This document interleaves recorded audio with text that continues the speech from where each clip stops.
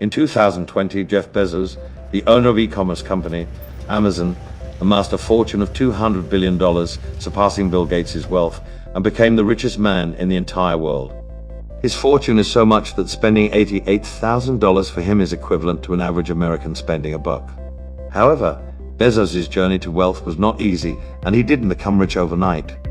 Bezos was born in 1964 in New Mexico and graduated with a degree in computer science and electrical engineering from Princeton University.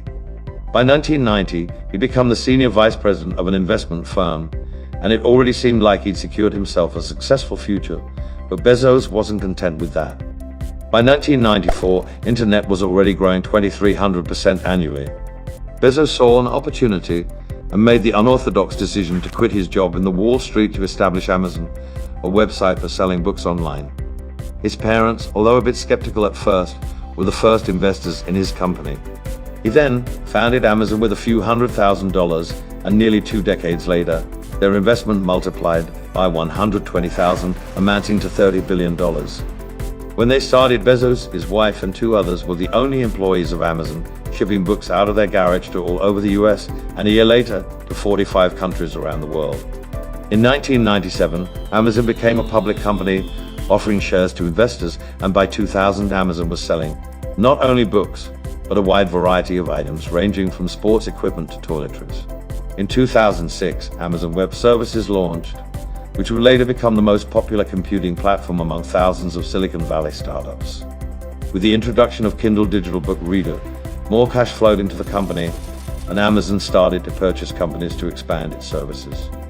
In 2017, Amazon bought the grocery chain Whole Foods, worth $13.6 billion, and PillPack, a startup that delivers personalized packages of medicine to users' home, for $1 billion. All these investments worked magically in Bezos' favor when the coronavirus pandemic crippled the United States economy. While millions of people lost their jobs, a lot more turned towards online shopping, most notably towards Amazon, since it had everything a buyer could need: clothes, groceries, furniture, and more. However, it wasn't just Amazon that contributed to Bezos' fortune. Bezos has made several investments in other companies, such as Stack Overflow and the Washington Post. He is also one of US' biggest real estate investors, and owns several estates and penthouses all across the country, and none of them are worth less than $1 million. While Bezos loves spending his money on real estate, he doesn't seem very interested in cars.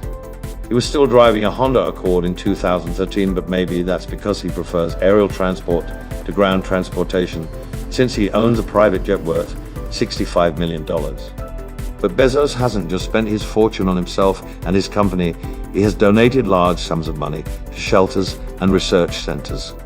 Moreover, Amazon Marketplace allows smaller businesses to sell their products to customers all across the world. Bezos' second company, Blue Origin, which was founded in 2000, is his most ambitious venture, and he regards it as the most important work he's doing. This company, similar to Elon Musk's SpaceX, intends to support large-scale space tourism, and has had several successful test flights.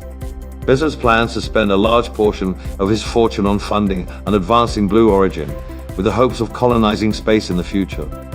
Jeff Bezos saw an opportunity in something that was so new at the time. While there was also a substantial risk of failure and financial loss, that did not stop him from following his dreams. The road to success was not easy, but he made it.